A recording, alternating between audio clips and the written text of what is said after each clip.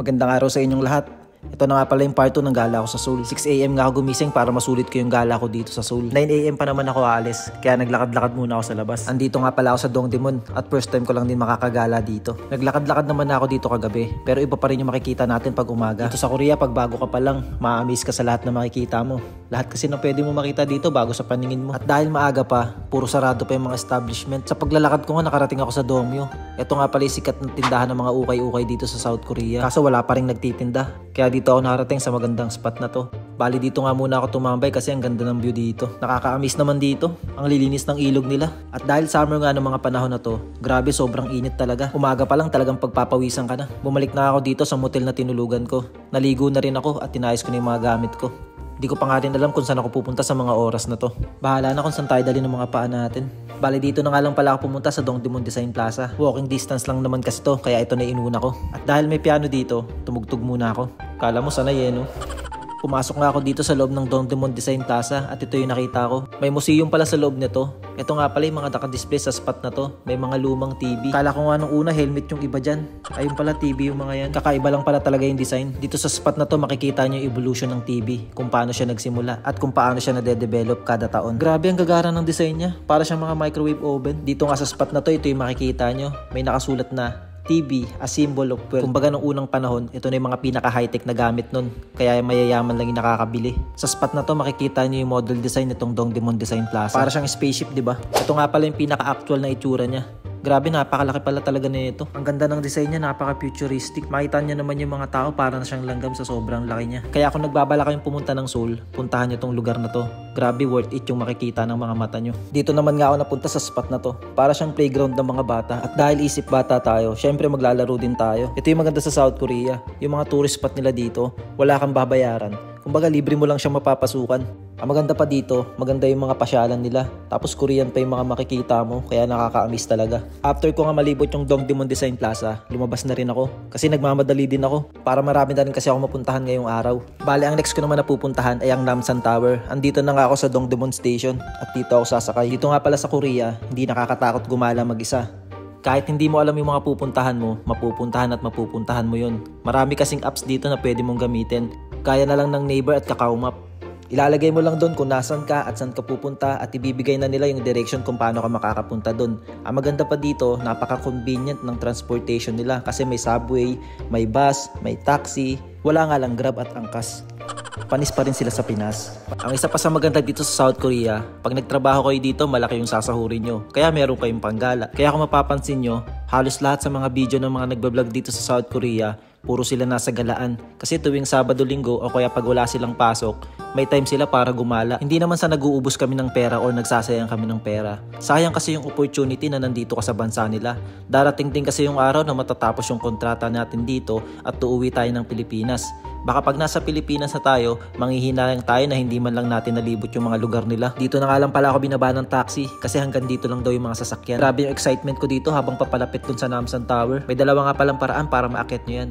Pwede kayong sumakay ng cable car or lalakarin nyo siya ng mano-mano. Nagdadalawang isip nga ako kung sasakay ako ng cable car o lalakarin ko na lang. Ang init kasi ng mga panahon na yan. At dahil marami naman yung naglalakad, nilakad ko na din. Sayang din naman kasi yung experience. Grabe, mas lalo kang papalapit ng papalapit sa kanya. Mas lalo siyang gumaganda. Uhaw na nga ako ng mga oras na yan. Wala kasi akong baong tubig niyan. Tingnan nyo naman kung gaano na tayo kataas. Yung mga building, ang liit ng tingnan. Sabi ka, wala tayong baong tubig. Simula nung umalis tayo sa tinulugan natin, dun lang tayo huling uminom ng tubig. Halos 3 oras na ata ako naglalakad-lakad. Grabe, kailangan ko na ng tubig. Sobra solid. Nagulat nga ako sa mga nakakasabay ko dito sa Namsan Tower. Puro senior citizen. Grabe, ang lalakas ng katawan. Ano yung cable car Mamaya magki-cable car tayo pa uwi. Pababa. Grabe. Tapos makakadaan pa tayo ng Myeongdong mamaya. Buti may tubig na sa part na to. Grabe. Solid. So yan. Kung makikita nyo, wala isang basahan yung damit natin. Yung parts ko. Makakatas na. Grabe. Namsan cable car. Grabe yung pawis, diba? Ay go. Solid, diba? Then tara. lagat na. Parating na nga pala ako dito sa taas ng Namsan Tower at ito yung nakita ko. Grabe, napakaraming love lock at kung saan sana siya nakalagay. Nakakatuwa lang kasi dati nakikita ko lang to sa TV. Ngayon nakita ko na siya ng personal. Maglalagay nga rin sana ako kaso wag na lang. Gusto ko kasama ko si Jopet pag naglagay ako dyan para mas memorable. Para sa akin isang malaking achievement na nakapunta ako dito sa Namsan Tower. Di ko din kasi lubos maisip na mapupuntahan ko pala ito mag-isa. Andito na nga pala ako sa pinakamataas na spot at kahit dito napakarami pa ring love lock. Nagkape nga muna ako dito sa Starbucks para may pang my day ako.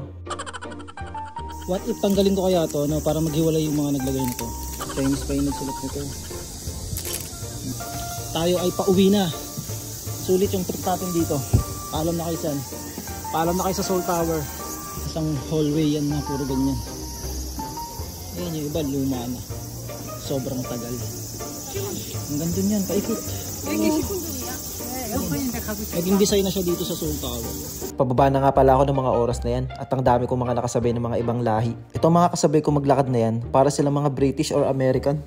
Grabe ang tatangkad nila pero bata pa yung mga yan. Ang galing pa mag-English parang ako.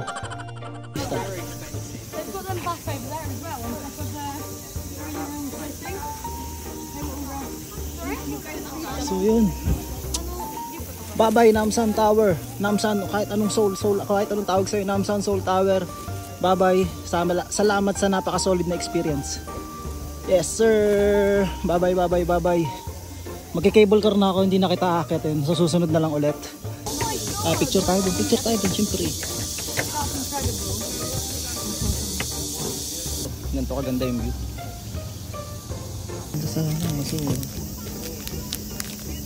Pagkasama natin si Jopet, bibili tayo niyan. So yun, magki-cable car na tayo. Hindi tayo pwede magpagabi, hindi rin tayo pwedeng sobrang late na umuwi dahil magte-train tayo pa uwi. Mahirap pag gabi na umuwi, ranas ko na. Grabe yung lakarin, di ba? Yung akyaring ganyan. Namsan cable car. Bumili na nga pala ako ng ticket para makasakay ako ng cable car at 11,000 won yung bayad ko dyan. Nasa 480 pesos yan sa pera natin sa Pilipinas. At yun, nandito na nga tayo sa loob at inaantay na lang natin yung cable car. Malaki din pala yung loob niya kaya marami nakakasakay. Kaya kahit mahaba yung pila, mabilis lang din nauubos. First time ko nga lang rin pala makakasakay ng cable car. Kaya excited din ako.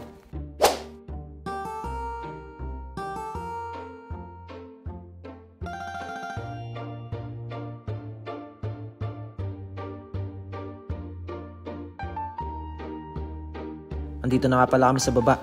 Ang lapit lang pala ng Namsan Tower pag kinable car. 2 PM na nga pala ng mga oras na yun. Pero ang dami pa rin turista na gustong umakyat.